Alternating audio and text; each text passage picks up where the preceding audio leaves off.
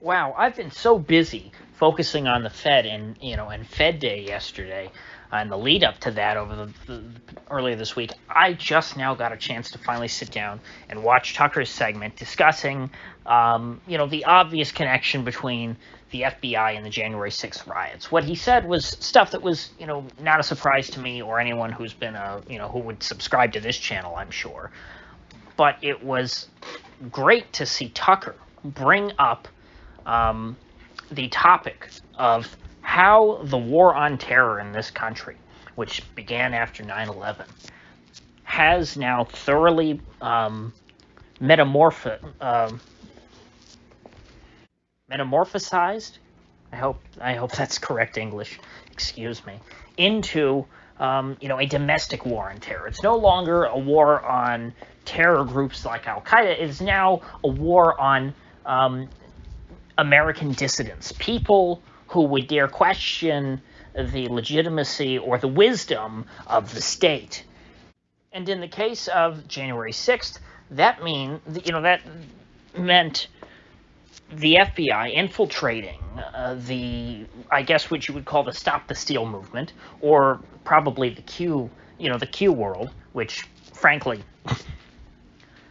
I always thought the Q was a government psyop of some sort, because the way that, I'm getting a bit off topic here, but the way the Q was written from the begin with, I mean, if you think about the Q character, he was a supposed white hat deep state operative operating, within the intelligence community, but supposedly as an American patriot, in defense of truth, justice, and the American way, not doing whatever normal things that spooks do.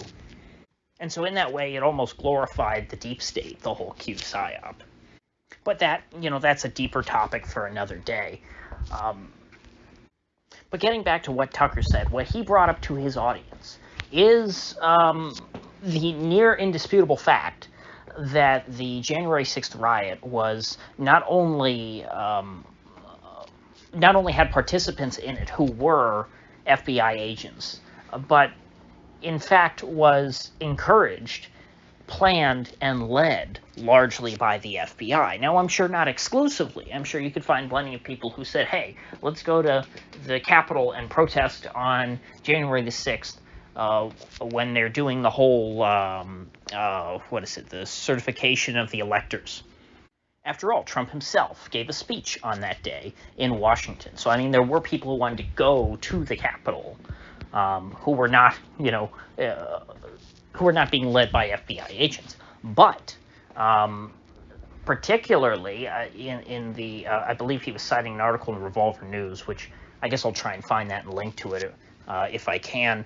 They were citing the prosecution of the quite a few Oath Keepers, which, for those of you who don't know, Oath Keepers are former military and police guys who swore an oath to the Constitution, and the idea is that, even though they're retired now from their official positions, they still, are going to keep their oath and defend the Constitution from all enemies, foreign and domestic, emphasis on domestic. That means that they are willing to stand up to a certain extent to the regime in Washington in order to keep their oath to defend the Constitution. And so apparently there were 20 unindicted co-conspirators strewn throughout all of those cases of the Oath Keepers. And the only reason why the FBI would not indict one of these co-conspirators, particularly when a lot of them seem to be, when some of them seem to be organizing and actively participating in the rioting and egging on the people who were being prosecuted, would be because these were feds. These were FBI agents who were undercover, trying to get these guys to commit crimes so that they could be prosecuted. And if that wasn't enough of a red pill for Tucker's audience, Tucker gave a little bit of background about how the FBI has been doing this for years, all the way back to 9/11, and how they've been trying to entrap, mostly in this time, Muslims into committing acts of jihad, violent acts. at the behest of people who they think are their friends, who actually are undercover FBI agents. And he even cited a specific shooting in 2015 in which the shooter was encouraged by an FBI agent to commit his crimes before he ended up doing so. And it's very interesting to see how much damage control social media, Twitter in particular, I was looking at, has had to do this week on this topic. I think that, this is the sort of thing that just never gets discussed on TV, period, let alone on the highest rated cable news show. And it really makes me smile, just knowing that so many people heard this, because again, this is not the kind of stuff that's really that hard to prove. It's just one of those things that, like, oh, somebody said it, now you know it. It's one of those things. It's something that can't be unheard. It's not something that can be easily dismissed, because it's just that true. This is the nature of the terror war, and it was always bound to come back home to bite us. And and Tucker makes that exact point. He sounds like, Ron Paul circa 2003, 2002 or something like that. And this is why, there was that somewhat infamous poster put out by the Council for American Islamic Relations quite a few years ago that caught a lot of ire, especially from right-wingers, that said, form a wall of resistance, don't talk to the FBI. And it showed, this shady guy walking down a street at night, with his cloak on. He was supposed to be the FBI agent. And it showed all the houses with their doors closed.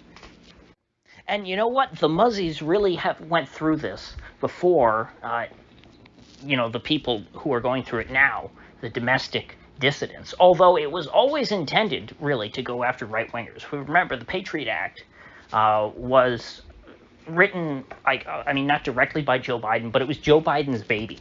And he intended for it to be a response to the Oklahoma City bombing, which, of course, was blamed on far-right, terrorism, although that's that's its own rabbit hole, which seems to have varying amounts of government involvement.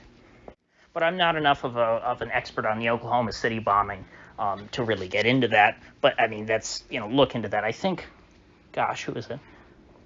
I think libertarianinstitute.org might have a good archive of Oklahoma City documents. I can't remember exactly. Maybe I'll try and do an Oklahoma City retrospective and do a bunch of research, maybe in time for its anniversary one of these years. But needless to say, the FBI is the enemy of free Americans everywhere. The FBI are not good people. If you work at the FBI, kind of by definition, you have to be a bad person. You have to do bad things. You have to encourage people to commit not just crimes, violent, heinous crimes, acts of mass murder. That's what the FBI does. That's how they supposedly catch criminals. In order to catch criminals, they have to first make the criminals, because it's a lot harder to go out and actually catch real bad guys. They have to find ordinary people, corrupt them, turn them into their little puppets to go and commit acts of evil, and then they can swoop in, grab the guy, and say, look, we caught an evildoer. But what the FBI never wants you to know is that they were the ones who really committed that act of evil. The criminal was just their puppet. And that's what happens in so many cases. That's what the FBI always tries to do. Now, a lot of the times, the FBI will swoop in at the last moment, before the crime is actually committed, before the real act of violence is committed, rather, and they will catch them on, for the crime of planning to do these bad things. But the fact of the matter is that, these people who are caught, who are entrapped, let's say the case that Tucker cites, the people who wanted to kidnap Gretchen Whitmer, this thought would have never popped into their head. They would have never been able to plan all these things on their own. They would have never gotten anywhere near actually committing this kind of a crime without being egged on and assisted by the FBI. And, I think growing up in the age of the internet has made me somewhat resistant to this, because there's always this suspicion that there's a Fed hiding under every rock. It's very common, at least in circles that I run in online, to call people a Fed if they say something that sounds a little, provocative. They go, oh, nice Fed posting. Because it's generally understood that the Feds are always after you. They're lurking everywhere, just looking for someone who is dumb enough for the, or perhaps weak enough, not mentally, emotionally perhaps weak enough to be manipulated into doing something that the FBI can then go and arrest them for and declare victory over something. Remember, the FBI didn't always exist in this country. They didn't exist until, I guess, the Great Depression, and they were very small at that time, and they really blew up after World War II. And considering that for most of American history there was no FBI, you have to imagine that as big as the FBI is, there's not always a whole lot for them to do. And so they have to make work for themselves in order to justify their own existence. Because in reality, I mean, even local police were pretty small in terms of their size, in terms of their numbers, until more recent, until the last century or so, let's say. And so there's as the ranks of law enforcement at all levels has swelled, there has to be some justification for their existence. And in the case of local police, it's things like writing tickets, coming up with all these, minor little violations that the police can use to justify, to, interfere with your life and essentially shake you down for money, or to just mess with you. Take, for example, drug laws. I mean, that's probably gun laws. These are things that didn't exist a long time ago. And so I guess what I'm getting at here is there is a law enforcement industrial complex that cannot be ignored, particularly by the right, since the right has now fallen out of favor. This is, we're not in the early 2000s now to where, your ordinary boomer Republicans were in lockstep with the likes of the FBI and local law enforcement and such, and it was only, I guess, the muzzies who really had much to worry about. The law enforcement industrial complex, as well as, the deep state, the intelligence community, and, the FBI is really at the intersection of that. The FBI, they're part spook and part cop, but they're all bad. And I think, if you look at the case of Michael Flynn, that's really a great example of why people on the right really need to wake up to this. Because Mike Flynn, he had these two guys from the FBI who walked into his office and wanted to talk. And he thought, oh my gosh, FBI guys, I like them.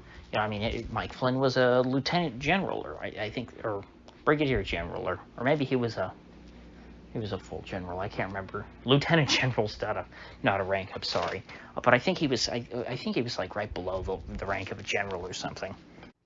I don't know. Maybe that's not the case. Anyway, Flynn let these guys in the office, and he just gabbed along with them for all this time, and he didn't realize they were trying to entrap him.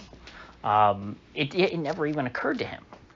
Whereas if the FBI came up and said, hey, I'm with the FBI, can we talk? I'd say, get the hell out of here. I don't want to go to prison. I don't want you prosecuting me. Go away. Get your warrant. And even then, I don't want you around here. But, the problem is that people, I guess, on the right in America, particularly the boomers, are still stuck in this paradigm from the 2000s, from the Bush era, to where law enforcement, and the FBI and the spooks were on their side, or at least where they were on the side of law enforcement and the FBI. You're not anymore. You're out in the cold. You need to realize that. And so these people are your enemy. You can't be nice to them. You can't assume that they have good intentions or that they're acting in good faith, because their goal is to put you away in solitary confinement for wrongthink, for simply being a dissident, because you don't go along with in total lockstep. Let's say you go along with 90% of what they want. You don't go along in total lockstep 100% with whatever they want. They want to put you away because you're an evil white supremacist terrorist. In Canada, they consider people who don't wear masks to be white supremacist extremists. I'm not kidding. That's the Canadian government. That was, I think, Jagmeet Singh, who was a cabinet official. I believe he was the one who said that. And I'm sure that they have official government documents that say the same thing. But when you have the, members of the cabinet, and again, that's Canada, not the U.S., but Canada is just a more extreme version of the U.S., Canada is what the U.S. would look like if it was, let's say, 80% dominated by shitlibs instead of, 55%. So in conclusion, I'm not going to come right out and say that the January 6th event, riot, was 100%, a false flag. I don't think that at all. There were, what you had in January 6th is what you see in around the world when there are protests against the government. There were agent provocateurs inserted into the group to try and escalate what might have been otherwise a rather peaceful protest into a violent riot. And so you end up with a lot of individual people who, on their own, left to their own devices, might have done absolutely nothing wrong. And in many cases, the FBI is prosecuting people who objectively did absolutely nothing wrong, who simply walked through open doors. People who, stayed within the velvet ropes, those folks. But I mean, even some folks who were breaking windows are not necessarily agent provocateurs. They could just be following the lead of other people, such as all those folks who are first seen on surveillance footage breaking down the door and running in black bloc. And, and one more thing. The reason why I knew from the start that the FBI was involved with the January 6th event, riot, was not because I'm some psychic. It's not because I just think, oh, well, something bad happened, the FBI has to be involved. It's because this was organized, not like, through good encrypted messaging apps. People discuss this openly on websites. Like not behind a paywall or anything, not, in private messages even. It was on public web pages on like 8kun, which I don't think 8chan exists anymore. I think it's just 8kun. I was never on there, but I mean, this was not a secret that people were planning to go and do this. And so the FBI absolutely would have known whoever was intending to commit acts of violence, again, without even seeing the government documents have come out now that confirm that there were FBI agents involved in egging this on. Not surprising, but I'm saying at the very least, the FBI knew that this was going to happen. Even if the FBI didn't have any people who went and participated, the FBI knew what was going to go down, and they could have stopped it if they wanted to. This is true, of course, of most events like this that make the news. And so just ask yourself, why would the FBI let this go forward? Why would the FBI egg this on? Why would the FBI help organize this to a certain extent? Well, the answer is obvious, just like what I was saying before. The FBI needs a reason to exist. They need people to be scared. They need people to be reminded why they need the FBI. And moreover, this was a great way to entrap dissidents who the FBI wants to get off the streets, who the FBI does not want to have freedom, and lock them up in solitary confinement. Keep in mind, whatever they did to these folks, they'd be happy to do it to any one of us, if you're gullible enough to fall into their traps. And I mean, frankly, a lot of these folks, weren't gullible. They were just unlucky because they were in the wrong place at the wrong time. And so just never forget that. You've got a target painted on your back. The net, the FBI and the deep state in general, and frankly, the entire establishment, now casts with a very broad net those who are undesirables. It's not just the muzzies anymore. It's anyone who doesn't adhere to the very strict doctrine and narrow doctrine of, what do you want to call them? I mean, you could call them the cathedral, you could call them the power elite, you could call them Eastern moneyed interests. I mean, there's plenty of terms that would apply. It's powerful people, that's what it is. It's the power in the country. And it used to be that there was a tolerance amongst the power in this country for those who dissented against the powerful. And I'm not exactly sure what's changed, but over the last few years, and there was an obvious acceleration after the election of Donald Trump, the powerful now feel that the powerless are a threat to them. And so therefore, those who count themselves amongst the ranks of the powerless, who do not support the powerful, are to be, eliminated in one way or another, whether that's being thrown in prison in solitary confinement, whether that's being financially ruined, and put out on the streets, whether that's being made into a social pariah. All of these are ways that the power elite now have developed to try and tamp down on dissent.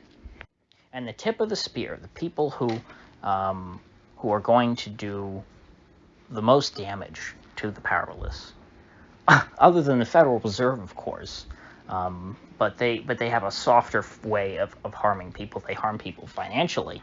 But the FBI are the ones who will come and do the most to try and take away your freedom. The FBI is even more pernicious than your local police can be, and your local police can be pretty damn bad. If they really want to, they can put you up against a wall and shoot you. I should remember the guy's name, but it escapes me at this time. But I've brought this up many times. The guy who was on his knees in, I believe, a hotel, with his hands up, saying, "Please don't kill me," and the cop shoots him and kills him. No reason to. The cop just wanted to kill him. No charges.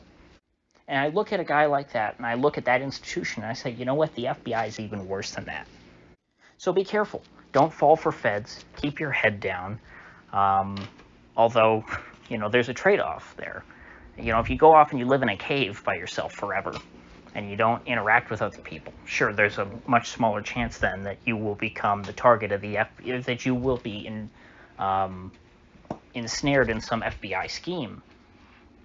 But at the same time, then they really have won because you've been neutralized at that point.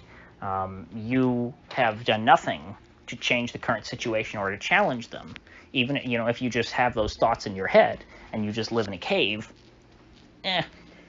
And so we all have to balance these things. So with that said, I think I'll see you folks back here tomorrow.